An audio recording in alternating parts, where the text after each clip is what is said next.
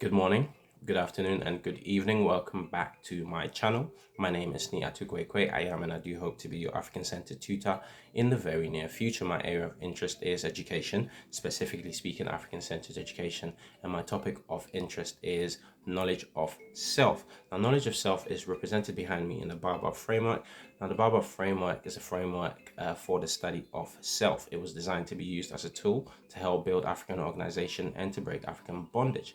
And we do this by creating an environment where we can participate in whole systems thinking, where we can self-observe and take responsibility for our actions. When we're able to observe our actions, we can then think and act as a nation or a tribe or a group with a new level of clarity. Okay, now welcome back. As I said, this is video number 3 of my African self-development series. I hope you liked the 2 previous videos. I hope you are sharing them. I hope that you are making your comments so that we can have some form of interaction. As I said, these videos are preliminary videos, all right, to lay a foundational basis for the work that I am trying to do. So I am trying to, I guess, define self from an African perspective. And for those of us who are interested in self-development, of course, self-development, as I defined in my first video, is a lifelong practice. Okay, so you could be at any stage in your life journey, and you could come to a point where you need to self-develop. Now, if you happen to be someone who is of African, who's of Caribbean, who is of black, heritage, or someone who lives in the diaspora or in any of these other continents, and you identify as any of those names that I've just mentioned. The point I was trying to make in my 2 previous videos was that the African self is completely different to any of the other selves on the face of the planet. So if you are going to engage in self-development or self-education or some kind of personal improvement, you need to understand, or at least have a clear definition of what that self is. And also you need to have that self defined from, or at least get the support or assistance, or at least the point of view or the perspective, or the perspective of a, now I call them master teachers, but just of a trained mind, someone who has spent decades or long periods of their life in terms of finding out who they are, someone from our own background or heritage, finding out who they are themselves, developing that self, and then coming back and giving us evidence of what we need to do, those of us who are following behind them, what we need to do in order to develop ourselves. And of course, in the second video, I gave about 7 or 8 reasons as to why we need to develop ourselves. But I focused on a definition of the self by one of our master teachers, Dr. Naeem Akbar, in this book, Know Thyself, where he tells us, he defines the African self for us and lets us know that the African self has multiple dimensions. Okay, so I hope those 2 videos are helpful, or have been helpful so far, or at least enjoyable, and you've been able to take something from them. Today's video is video number 3, entitled Potential Issues Facing Africans, Blacks, or Caribbeans Who Want to Engage in Self-Development. Okay, so again, what I'm doing would be from an African-centered or Pan-Africanist perspective. Okay, and I think that it's key, because also the message I'm trying to drive home is that in an age of information, most of us come at information as if all information is tailored for us, but all information isn't tailored for us, and then we have to find information that's tailored for us, that helps us to attain the things that we need to attain actually. Okay, because a lot of the time we get pieces of information that are not really, they're more catered to other people, and we find that sometimes it works, sometimes it doesn't work. Okay, but in the 21st century and beyond, we really do want to find specific personalized information that works for us as Africans. Okay, and I also want to mention that the aim of the Baobab framework for the study of self is not to tell you, who you are, but rather to help you to determine for yourself who you are and what makes you you. Okay, so in that sense, we approach defining a sense of self, or defining knowledge of self, by looking at the ingredients that make up who we are. Okay, and also, as I mentioned in the previous video, knowledge of self, the Baobab framework is almost complete, is almost there, but unfortunately I haven't put it together as a package yet, so it's not ready for, I guess, release. However, you can still get in touch with me for, I guess, consultations, or if you want to find out more about the Baobab framework. Okay, so without much ado, let's get into today's video. But before we do, let's do this. I want to give a massive shout out to www.tapvideo.com, Transatlantic Productions on YouTube. I want to give a massive shout out to Father Clemson Brown. May you rest in peace. May you rest in power. Father Clemson Brown has recorded tens of thousands of hours of master teachings. Okay, those people who have dedicated years and years of their lives to give us or provide us with ideological clarity. Okay, so if you get a moment, if you have an hour, if you have 10 hours, if you have 20 hours, how much time you have, please don't miss out on good information, the personalized and specific information from these master teachers. Okay, so I'd like to give a massive shout out to Father Clemson Brown, and also all the men and women who are in this image. These are all master teachers. You know, may you rest in peace, may you rest in power. Without them, we would literally be without roots. Okay, would be symbolically speaking. Okay, we'd be lost. Okay, and anything that comes will just blow us away. Okay, so I'd like to thank anyone doing similar work online and providing information. I'd like to thank them for their work, because also without those people, we would all be lost. Okay, so let's get into today's video.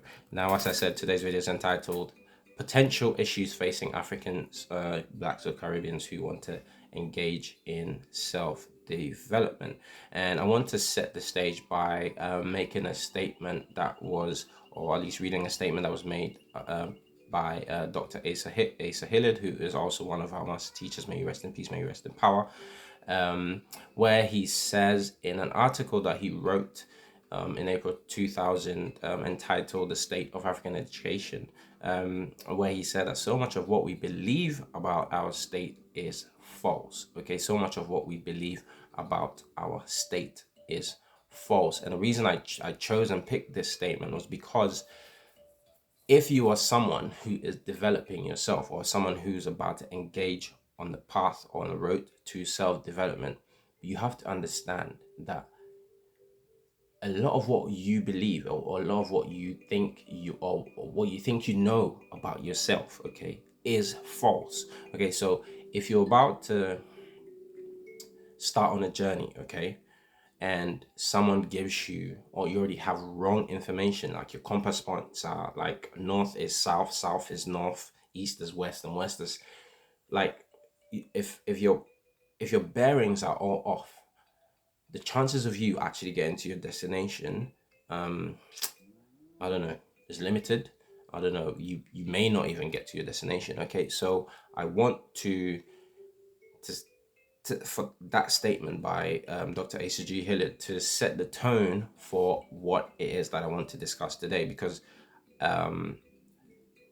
most of us, when we begin on this journey, it's almost like everything is okay, and the world that we live in, or some of us don't take into consideration the wider reality within which we live. Okay, and we just go into this, again, this self-developmental phase as just, yeah, we're just going to go for it regardless of whatever's going on. We're just going to go for it. Okay, but I just want to bring to your attention some of the things that we definitely have to consider before we begin our self-developmental process. Now, this is going to be a heavy video. Okay, there's no 3 videos in, but it's going to be a heavy video, because I'm going to be talking about white supremacy racism.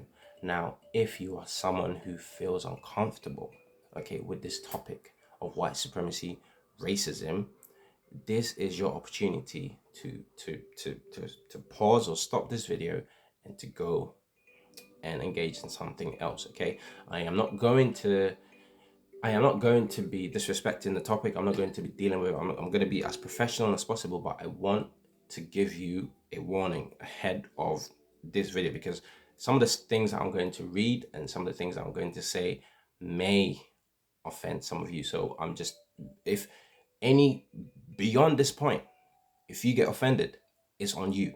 Don't come. I told you I'm going to be talking about particular things such as white supremacy racism, which may be uncomfortable to hear, okay? But unfortunately, we have to deal with some of these uncomfortable truths, and we have to deal with some of these uncomfortable realities, because otherwise we would be in denial and we're repressing certain aspects of ourselves if we don't actually take these things seriously, okay? So if you are someone who is uncomfortable with racism, white supremacy, or people who talk about racism, white supremacy, whichever way they talk about it, if you are someone who is seeing this video and I'm just saying to you, stop the video, pause the video, and go do something else, or stop the video, pause the video, get yourself together, okay? Look at this from a professional standpoint. Don't get your emotions involved, and let's just deal with it, okay? But if you can't do that and you feel like, oh man, you're gonna react, or this person is gonna be one of them hoteps and bashing people with white, then just stop the video now and keep moving, okay? If you are going to get offended beyond this point, okay, we're almost 12 minutes in. If you're going to get offended beyond this point, if you do get offended beyond this point, it's on you, okay? You don't have to blame me, and it's up to you to manage your own emotions, okay? So let's get into today's video. As I was saying, the title of today's this is video number 3 of my African self-development I guess series, and the video is entitled, or these notes are entitled, Potential Issues Facing Africans, Blacks, or Caribbeans Who Want to Engage in Self-Development. Now, so much of what we believe about our state is false, as Dr. Asa G. Hilliard said to us in The State of African Education, which is an article that he wrote in April 2000. Okay, now, to manipulate history is to manipulate consciousness. To manipulate consciousness is to manipulate possibilities, and to manipulate possibilities is to manipulate power. These are the words of Amos N. Wilson from the book, The Falsification of African Consciousness. Now, this book, again, as I said, any book that I show on this channel should be part of every conscious African household, or every African conscious household, whichever way you want to put it. It should be part of that household. Hopefully it's going to be part of African households in general, and hopefully it's going to be part of households in general in time to come. However, these books will help you. Books such as these books will help you to attain ideological clarity, okay? Especially with regards to self-development. Because as I said, the African self is unlike any other self, okay? So if you're going to develop it, you need to give it some T and C, okay? Take your time, okay? Take your time, and you have to take time and take care when you're developing this body, so you don't mess up and develop some other self which isn't really you, or an aspect of yourself which is going to be a fraction of yourself and not your full entire self, okay? Now, I'm going to read from The Falsification of African Consciousness, Eurocentric History, Psychiatry, and the Politics of White Supremacy by Amos Wilson. I'm going to read from pages 1 to 2, and I'm going to jump to page 122 to 123, okay? I am also going to talk about 12 potential, or 12 challenges for African people in state education specifically, and self-education generally. So those of us who are engaging in self-education or self-development, I'm going to read some notes from another of our master teachers, Dr. Asa G. Hilliard, where he tells us of 12 challenges that we need to be aware of, okay? Now, when it comes to I guess this book. Okay. First of all, who is Dr. Amos Wilson? Okay, let me read a little bit about Dr. Amos Wilson for those of you who perhaps are not familiar with Dr. Amos Wilson, or for those of you who I would say do not have trained minds or are not familiar with these people. Okay, now Professor Amos N. Wilson is a former social caseworker, supervising probation officer, psychological counselor, training administrator in the New York, or he was in the New York City Department of Juvenile Justice, and he was assistant professor of psychology at the City University of New York. Born in Hattiesburg, Mississippi in 1941, Amos completed his undergrad degree at the acclaimed Morehouse College in Atlanta, Georgia. He later migrated to New York, where he attained his PhD from Fordham University in New York City. Familiarly referred to as Brother Amos, he availed himself for numerous appearances at educational, cultural, and political organizations such as First World Alliance, the African Poetry Theatre, African Echoes, House of Our Lord Church, the Patrice Lumumba Coalition, the Slave Theatre, and Semutup, to name just a few. His travels took him throughout the United States, to Canada, and to the Caribbean. Dr. Wilson's activities transcended academia into the field of business, owning and operating various enterprises in the greater New York area. Now, a prolific writer, Wilson has penned other pertinent works in the areas of education, child development, and therapeutic psychology, which we hope to share with our readers in the near future. Okay, now before I read this, I want to say that my first two videos, as I said, what is self-development and why self-development is important.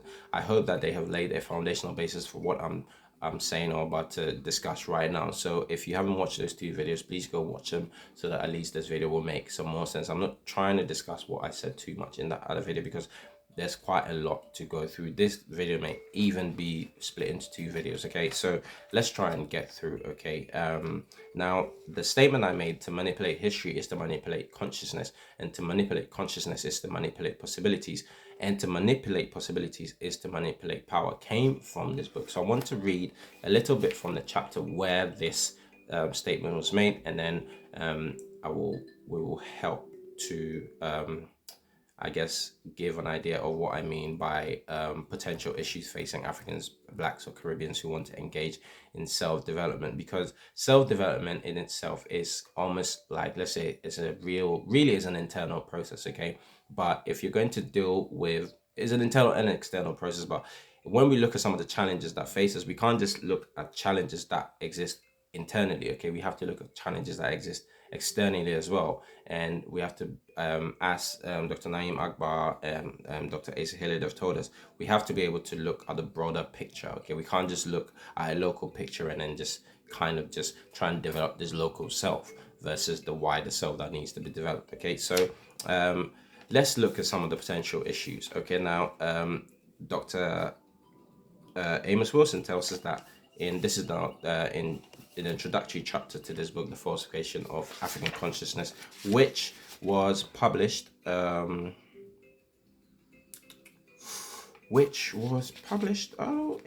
2014, okay, by African World Info Systems. Okay, the copyright was in 1993, so he probably first wrote it in 1993. But I've got the second edition, which is from 2014. Okay, now in an introduction, it says that the psychology, consciousness, and behavioral tendencies of individuals and societies are to a very significant extent the products of their personal and collective histories. I'm going to say this again: the psychology, consciousness, and behavioral tendencies of individuals and societies are to a very significant extent the products of their personal and collective histories. Why am I talking about psychology, consciousness, and behavioral tendencies? As I said, knowledge of self, self-development is as much an internal process as it is an external process. Now, if we're looking at the psychology and consciousness, we're looking at internal processes, and when we're looking at the behavioral tendencies, we're looking at external processes to a degree. Okay, behavioral tendencies can also be internal processes, just as well as psychology and consciousness can be read from externally as well. But these are both internal and external processes. So if we are about to develop ourselves, we have to get some of these definitions underscored. Okay, we have to understand what it is that we're doing. So the psychology, the consciousness, and the behavioral tendencies of individuals and societies are to a very significant extent the products of their personal and collective histories. Both personal and collective psychology are constructed from those experiences which can consciously be retrieved from memory, as well as those experiences which have been forgotten or repressed, but which still represent themselves in individual and collective habits, tendencies, traditions, emotional responsivities, perspectives, ways of processing information, attitudes, and reflex like reactions to certain stimuli and situations. That was a lot, okay? By simply saying, he's saying that both personal and collective psychologies are constructed from those experiences which can be consciously retrieved from memory. Okay, now if someone has told you something about yourself that is false, okay, whether it's true or false, if you can, your psychology and your consciousness, okay, would have been constructed from those experiences which we can consciously retrieve from memory. So if you live in a society where someone keeps telling you that the definition, your identity or yourself is X, for example, and that X is a negative stereotype, your identity and your psychology and your consciousness, if you can retrieve that negative stereotype that has been pushed in the wider society, if you can retrieve that from memory, that will impact how you behave. Okay, now if we're talking about the self, we need to look at the self in the present. Okay, look at the self in the past and be able to look at the self that we're trying to create for the future. And these are all considerations that we have to take. Okay, so for those of us who are learning about subconscious mind and all that kind of stuff, we also have that in the African canon. But as I said, this is information that is tailored specifically to you. Okay, now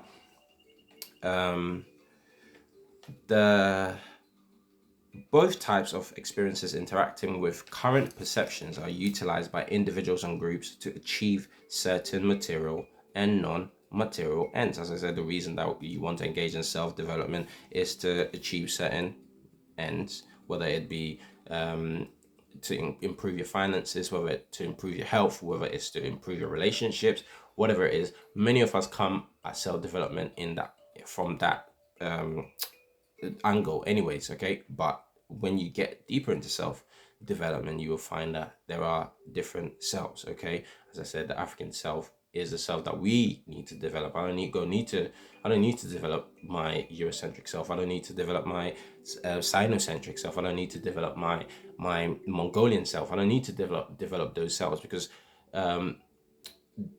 my African self is a self that is authentic to me, and it's like unlike any other self. So why would I then neglect my African self to go and develop the Mongolian self, for example? Is going to benefit Mongolian people and it's not going to benefit me as an African and my African community or group. Okay, so I need to engage in self-development, which is African self-development. Okay, now the psychology of individuals and groups may also in part be constructed from historical and experiential amnesia. That is, when an individual or group is compelled by various circumstances to repress important segments of his or its formative history, he or it at the same time loses access to crucially important social, intellectual, and technical skills associated with that history, which could be used to resolve current problems.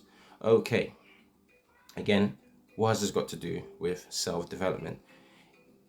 He's saying that the psychology of individuals and groups may also, in part, be constructed from historical and experiential amnesia. In one of my videos, I was saying that I had a colleague who only thought that our history as Africans began with slavery.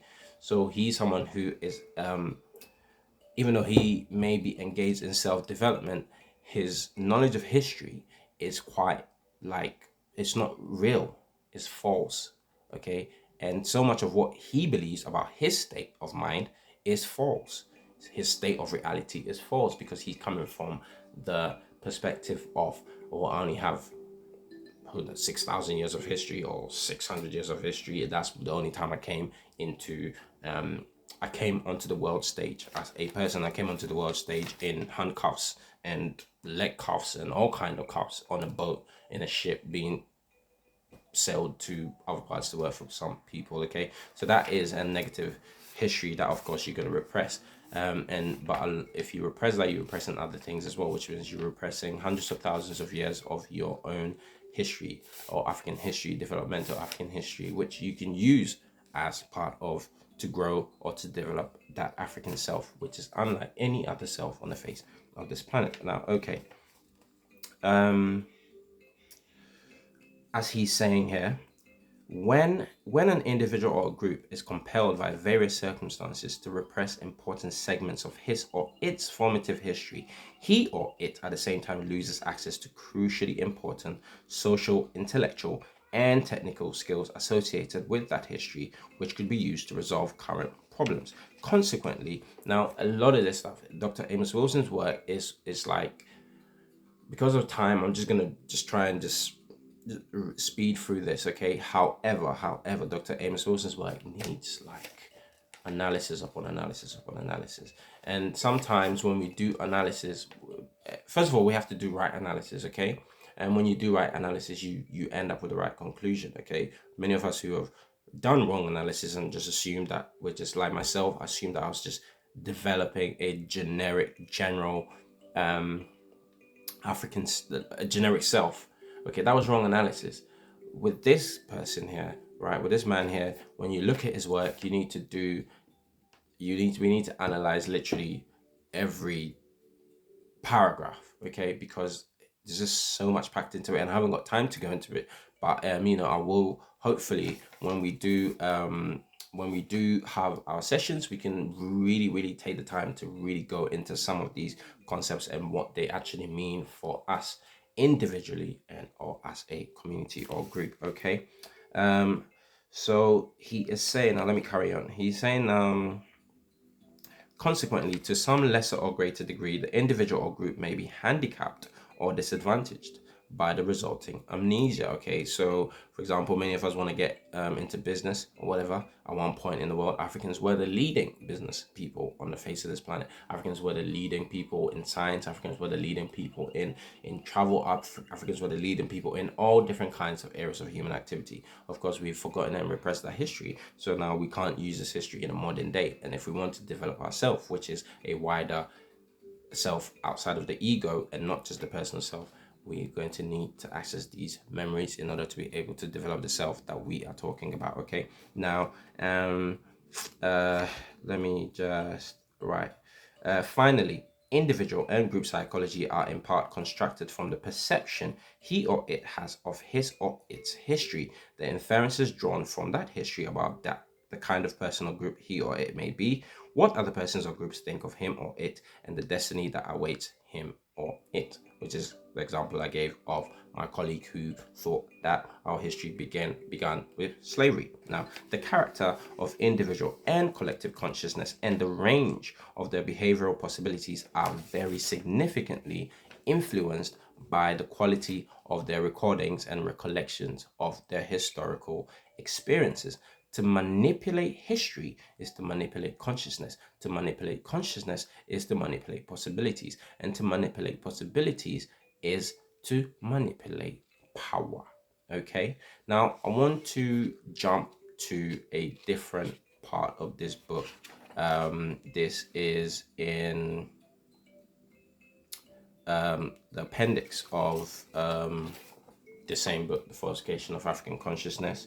And I'm going to be reading from page 122 all the way to page 123, okay, just to drive home my point. Now, social amnesia, which is what I've been talking about, we're forgetting certain aspects of ourself, okay? A lot of this can be found in history.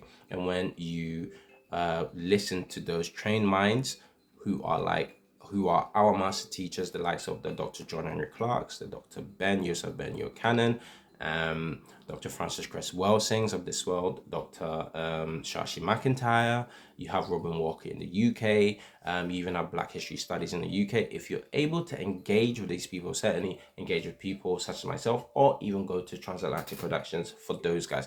When you engage in information from those trained minds or from those master teachers, you will begin to Heal yourself of this amnesia that has been imposed or that we suffer from because of the nature of the social relationships that we have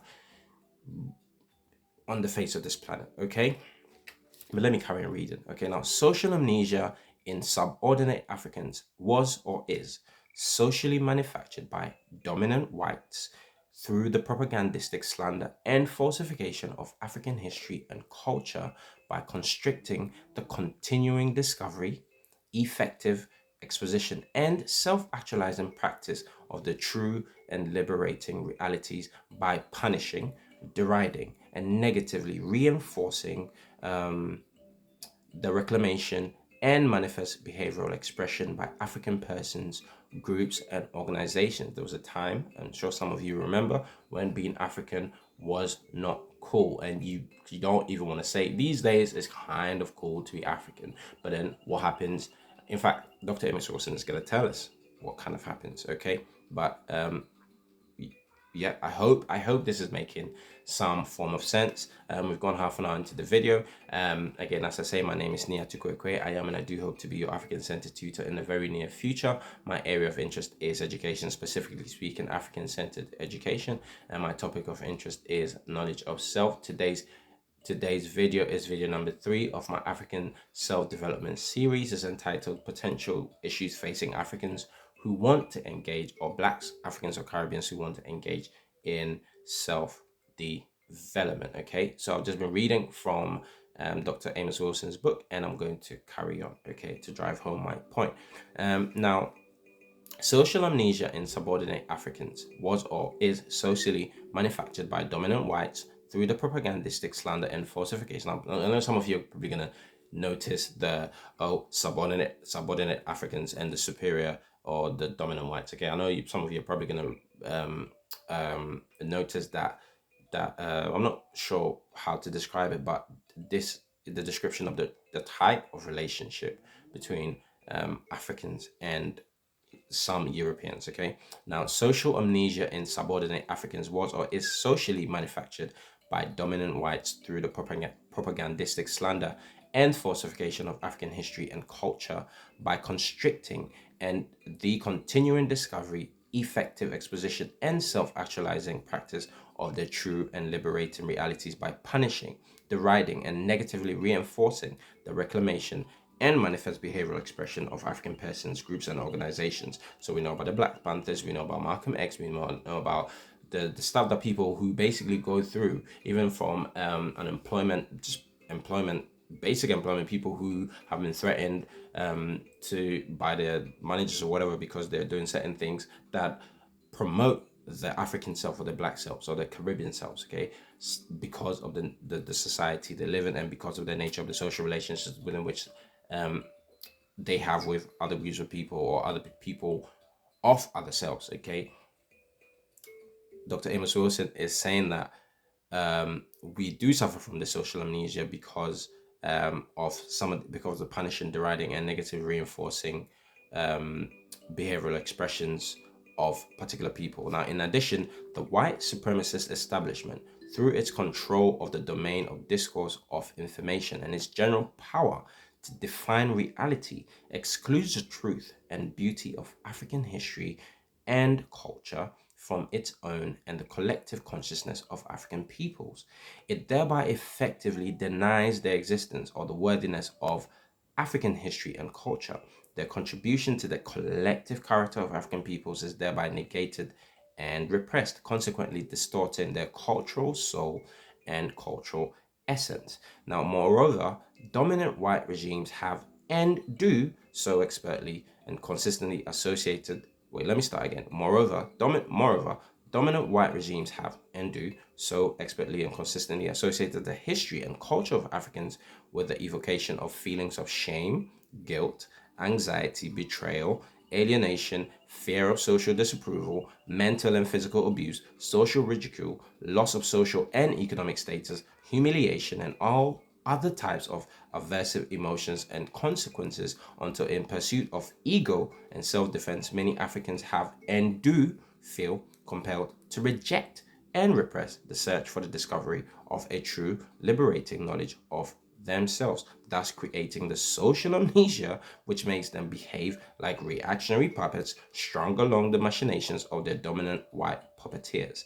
This quote unquote compelled social amnesia on the part of subordinate Africans, which is facilitated by parental and subcultural modeling and conditioning throughout the lifespan, not only disallows the discovery and reclamation of true self knowledge by Africans themselves, it also disallows the discovery and exposure of the true, infamous history and culture of white supremacy and of those pathologically depraved whites who are its perpetrators. Ultimately, the repression of a true knowledge of self, i.e., of African history and culture in subordinate blacks, is tantamount to the repression of a true knowledge of reality, the one true foundation upon which psychological and social sanity must be constructed. Okay, what have I just read? It sounds like it's a lot, and I'd love to read it again. You should certainly, please, you should certainly find this book, purchase this book, read it for yourself. It's full of, like, literally, you need to read this book multiple times because this man, he, he doesn't waste a word. Okay, he doesn't waste words. Every word is it's like it cuts through it nonsense. Okay, what is he saying? You know, sometimes when you talk about, like, a lot people talk about black or African stuff, all of a sudden people are like, stop being a victim, man. You know, like every time you're just blaming people and this and that. Right, these are all strategies which have been implemented or which are at play in the system, which means that when someone, say like myself, wants to be able to, I want to stand on my own 2 feet, right? I want to express myself. I want to find myself.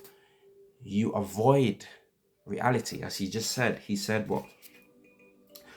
Dominant white regimes have and do so expertly and consistently associated the history and culture of Africans with the evocation of feelings of shame, guilt, anxiety, betrayal, alienation, fear of social disapproval, mental and physical abuse, social ridicule, loss of social and economic status, humiliation, and all other types of aversive emotions and consequences until, in pursuit of ego and self defense, many Africans have and do feel compelled to reject and repress the search for the discovery of a true, liberating knowledge of themselves. You are engaged in self development.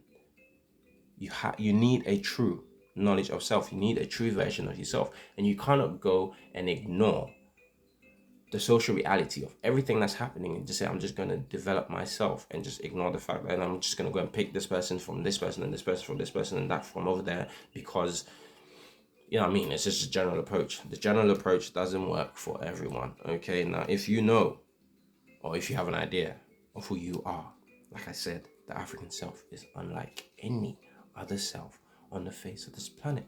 And if you're going to develop it, you're going to know exactly, you need to know exactly what you are developing. Okay, now, and you also need to be aware of the environment within which you are developing that self. This is what I'm talking about over here. Now, this compelled, wait, no, let me go. Liberating knowledge, thus creating the social amnesia which makes them behave like reactionary puppets, strung along by the machinations of their dominant white puppeteers. Now, this compelled social amnesia on the part of subordinate Africans, which is facilitated by parental and subcultural modeling and conditioning throughout the lifespan, not only disallows the discovery and reclamation of true self-knowledge by Africans themselves, it also disallows the discovery and exposure of the true infamous history and culture of white supremacy and of those pathologically depraved whites who are its perpetrators. Ultimately, the repression of a true knowledge of self, i.e., of African history and culture in subordinate blacks, is tantamount to the repression of a true knowledge of reality. Ultimately, the repression of a true knowledge of self, that is, of African history and culture in subordinate blacks, is tantamount to the repression of a true knowledge of reality. If you are repressing reality, or you're trying to avoid reality by saying, "Oh, I'm not comfortable talking about this white supremacy, racism stuff," it's not really gonna come to a true knowledge of self. I just don't know what to tell you. That's why I said at the start of this video, if you're someone who is uncomfortable with racism, white supremacy, people talking about racism, white supremacy, this ain't for you. But if you're someone who's determined to really figure out who you truly are, you have to know this stuff, okay? So, and in saying that, it's tantamount to repression of true knowledge of reality. The one true reality is the one true foundation upon which psychological and social sanity must be constructed. Dr. Amos N. Wilson, Falsification of African Consciousness. Okay, Eurocentric history, psychiatry, and the politics of white supremacy. So if you are someone who's going to take the general approach and you are going to just go and find Eurocentric history, or just history in general history, and say, I'm going to read this general history and it's going to help me find who I am, and it's going to help me define who I am, and you're going to deny, or you're going to avoid all of this quote unquote negative stuff about yourself or the African self, because you don't really want to deal with it, and who wants to deal with it? Okay, yeah, it's just going to be wasting time. You're going to be wasting effort, because as I said, you need to find that African self, and you need to define that African self, so that you need to know exactly what you're doing with regards to developing it. Okay, so I'm going to read on, and I'm going to read a note from ChatGPT, because also I know everyone likes hearing this stuff, so let me just bring some balance to this conversation. Okay, we're very, very grateful for the work that our master teacher, Dr. Amos N. Wilson, has done. May he rest in peace, and may he rest in power. Okay, and I hope to be bringing you more and more of this man's books. Like I said, he just doesn't miss. Okay, and his words, he doesn't waste words, and he doesn't miss. Okay, this guy will literally, oh man, he'll rewire your mind. I always tell people, like, Dr. Amos Wilson will literally rewire your mind alongside all of our master teachers. They would just basically, your mind would do a 180, man, and you'll begin to see the world for what it truly is. Okay, now, the topic of white supremacy. Now, this is a note from ChatGPT, and I wanted to bring a balance to this, because also sometimes the reason I include ChatGPT is also because, or Google or whatever, it's also because those are also sources of information, or those are points where we gain information, or we get information from. So my approach isn't completely like, oh, it's Afrocentric and we ignore everyone. No. Okay, we know where to get specific information from particular groups, from particular individuals, but we can also use general information. But this time, someone like me who's had access to trained minds, like our master teachers, like Professor Amos Wilson, is able to look at this information and deal with it, rather than someone who doesn't have a trained mind, and they will just take it for, they're just going to literally lap it all up and believe in everything that they're saying. Okay, now, so let me just read a note from ChatGPT, like the disclaimer, if you want. Now, the topic of white supremacy is complex. It's rooted in historical, sociopolitical, and cultural context, and involves both myths and realities that have shaped societies around the world. Understanding, all right, this concept requires dissecting its origins, how it has been perpetuated, and its impact on various communities. Anyone who's aware of Dr. Neely Fuller Jr., is not even a doctor, but Neely Fuller Jr., and he should be a doctor, who is one of our master teachers, and who wrote the United Compensatory Code for African, or victims of racism, white supremacy, made a statement. Him and Dr. Francis Cresswell Singh, they both made statements that if you don't understand racism and white supremacy, anything that you think you understand will not make sense. Okay, so understanding racism, white supremacy, and regardless of how it sounds, is something that we have to come to terms with racism, white supremacy. Okay, and you have to understand it. And the topic of white supremacy is complex, so we can't just, it's not something, if something's complex, it requires study. Okay, it's rooted in historical, sociopolitical, and cultural context, and involves both myths and realities that have shaped societies around the world. Okay, now, as I said, I like to keep my videos at 45 minutes, but there's a lot of this stuff left to go. Okay, so I'm gonna go through it.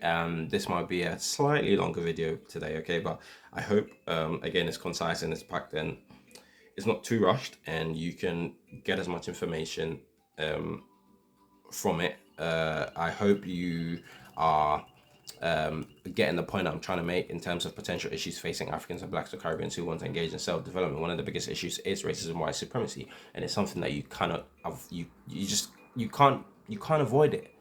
You have to come to terms with it. You cannot involve yourself in self-development if you do not understand, or at least are not working to understand racism, white supremacy. You're just going to be in denial of reality, and you cannot build a self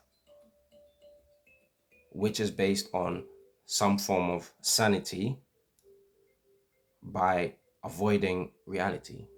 Okay, it doesn't make sense. um Again, as I said, understanding this concept requires dissecting its origins, how it has been perpetuated, and its impact on various communities. I'm going to take a sip. Now let's look at some of the myths. Okay, now a common myth is that white supremacy is merely a fringe belief held by extremist groups. However, its principles have been deeply embedded in institutional practices, laws, and social norms affecting everything from education and housing to employment and the criminal justice system. Okay? What does this mean? It means racism affects us all. Okay? Racism really is not really about color prejudice, even though many people like to put it in that box and define it as that way. It really isn't about color prejudice. Okay, and I hope to do videos or a video about racism, white supremacy, so we can really deal with it professionally as African-centered people. Okay, yeah, and I don't even like to use the word objectively, because sometimes people will use that word just as a stick to beat people over the head. I'm gonna deal with this objectively. Nobody knows, bro. Well, you, anyways. Another tangent. Apologies. Another myth is that white supremacy is only a problem in certain countries or regions. In reality, it's a global issue affecting societies worldwide through the legacies of colonialism, the global spread of Western cultural norms, and economic disparities. So, I'd be lying to myself. I'm talking about African self-development. I'm speaking English. Like, yeah, English is not an African language. But here we are communicating in English. That's something that you have to take into consideration, and it's something that you have to reconcile with regards to developing yourself. Okay, there are multiple things that you have to take into consideration, and that's, I hope that these 3 videos so far are making that point, that as you are developing yourself, or as you're about to begin self-development, there are certain things that you need to take into consideration. Okay, so just taking these things into consideration and making the necessary adjustments would mean that you will be able to, as you start on your path, you'll be able to reach your destination hopefully a lot smoother than, like me, where, you start off on this path and you're like, oh yeah, self-development. And you're like, no, wait, no, I don't like where I'm getting there, so let me just come back. And then, all right, okay, fine, just do a few U-turns, and then eventually you somehow stumbled upon this stuff and you're like, oh my god, this is me. Okay, so you don't want to do that. But anyways, let's get back to my notes. Another myth is that white supremacy is only a problem in certain countries or regions. In reality, it is a global issue affecting societies worldwide through the legacies of colonialism, the global spread of Western cultural norms, and economic disparities. Historically, it has been used to justify colonialism or colonization, slavery, segregation, and discrimination. It is deeply entwined with the development of racial hierarchies that emerged during European colonial expansion from the 15th century onwards. Understanding the myth and reality of white supremacy is crucial in addressing its impacts and working towards a more equitable society, because we all want to live in a more equitable society. Now, it requires a multifaceted approach that includes education, self-education, knowledge of self, self-development, policy change, and community engagement. as well as a willingness to confront, as I said, uncomfortable truths about how societies have been structured and how we can work together to change them, or how we can work to change them. Okay, so self development, or developing the African self, requires you, and I know I've only mentioned racism, white supremacy, but what I didn't really, what I focused on was the social amnesia, or the amnesia that is caused, or that impacts our psychology and our consciousness, which is the tool that we're going to be using to develop ourself. So if the very tool that you are going to use to develop yourself, or the very compass that you're going to use to direct you to find yourself, is not pointing a true north, or true east, or true west, or true south, and you're someone who's just blown in the wind, and you say, oh yeah, I'm ready to develop myself, and you don't take note of the psychology consciousness that you have, you don't take note of the wider environment and the nature of social relationships within that environment and the society itself, if you don't take that into consideration with regards to self-development, you are going to be, I don't know what you're doing, I'm not sure, I don't know, okay, but it isn't self-development. Okay, it's developing an aspect of the self, it might be developing a fraction of the self, it might be developing someone else's self, but it certainly isn't African self-development unless you take these things into consideration. Okay, so I know most of us want to go for the general approach, and I know that the general approach is right in front of us, and it's available, and it's is accessible for us, but also it's, just because it's there doesn't mean it's for us. Okay, as I said, we need specific, specialized information that works for us. Now I have gone over my 45 minutes, so I am just going to there will be a second part to this video that talks about or maybe I'm just going to say the video number 4 will talk about challenges for African people engaged in self-education, okay, or education in general, okay, by our master teacher Asa G. Hilliard. I was hoping to be able to put that into this video, but most of our master teachers, when you read the work, like, you need time to really break it down and analyze it. You need to, it's like almost like working on a muscle in the gym. Okay, with these master teachers, when you're learning from them, you just have to keep reading, listening. You just have to just repeat, almost like you have to just douse yourself in the information and just keep till it sticks, right? Because sometimes what we get in the external reality, or in the external world, sometimes the stereotypes of who we are isn't true. Okay, so get the right information before you begin.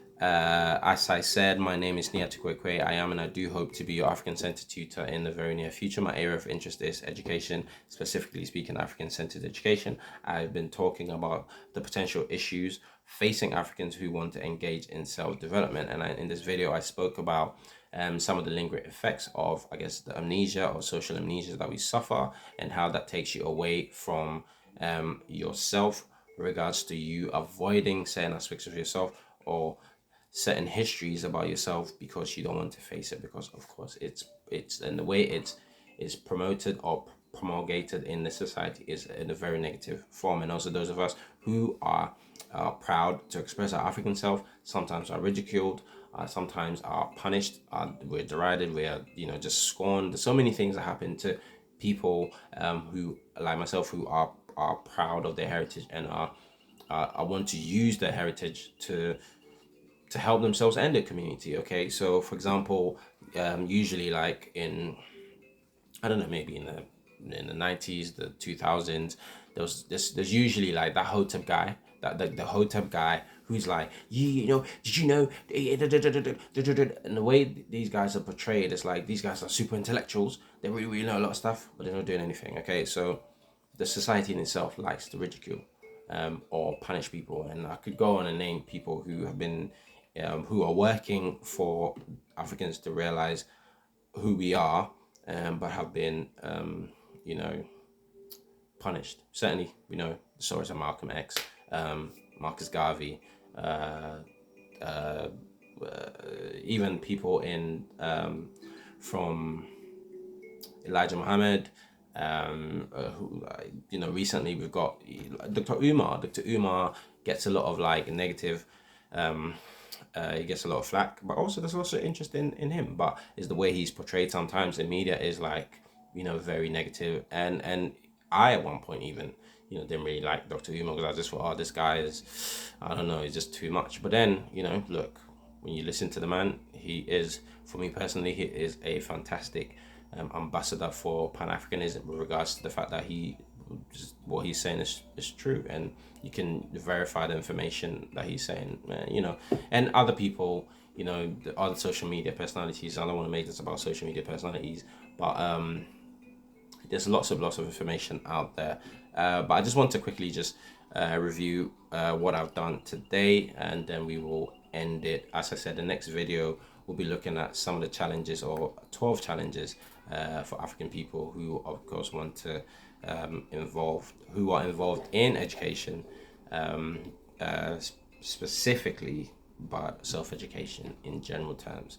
And we're going to be focusing on some works by or some notes from Dr. Asa G. Hillard. But today we've mainly focused on the work by Dr. Amos N. Wilson, who is one of our master teachers. May you rest in peace, may you rest in power, who talks about how our history has been manipulated, and when our history has been manipulated, that affects our consciousness. So manipulated history results in a manipulated consciousness. Manipulated consciousness results in manipulation of power. As I said, you started to develop yourself because you want to solve certain problems. In order to solve certain problems, you do need power. You do need the ability to do it. Okay, and when sometimes the information is falsified or the experience is falsified, sometimes it prevents you from attaining true self-knowledge. Okay, so we read from the falsification of African history, read from the falsification of African consciousness by Amos N. Wilson. I also made a disclaimer or a disclaimatory note from ChatGPT, where I'd posed particular questions where I looked at the myth and the reality of white supremacy, and I just wanted us to really deal with white supremacy as a topic, because a lot of us, when we come to self-development, we want to avoid white supremacy racism. It's like one thing a lot of people just don't want to talk about, and I'm like, you have to look at it. Is not a myth, or at least look at the myths and look at the realities. So I read about some of the common myths that white supremacy is a fringe belief held by extremist groups. No, it's in the institutions and is embedded within institutional practices. Okay, another myth is that white supremacy is only a problem in certain regions of the world. No, white supremacy is a global issue. Another myth is that there's so many other myths, but basically understanding the myth and the reality of white supremacy is crucial in addressing its impacts and working towards a more equitable society. You can't just dismiss white supremacy as something that's just a fad. It can't be the only thing, but we have to look at it. So if you're someone who is going to involve yourself in self-development, you're going to have to be looking at some of the works of the trained mind or our master teachers who have dedicated lifetimes, decades, to uncovering or helping us to uncover who we are. Thank you so much for taking time out of your precious day to watch my video. I hope, as I always say, I hope these videos make a transformative difference in your life, and I hope that you do come back for more knowledge. Okay. I hope this information is edifying for you. Please let me know what you think. Like, share. You can subscribe if you want, or you can, just keep watching and just keep growing. Yeah, thank you so much, and I hope to see you on the next video, where we'll be talking about some of the challenges facing Africans who are educating themselves or in a self-developmental process. Okay, thank you very much. Peace.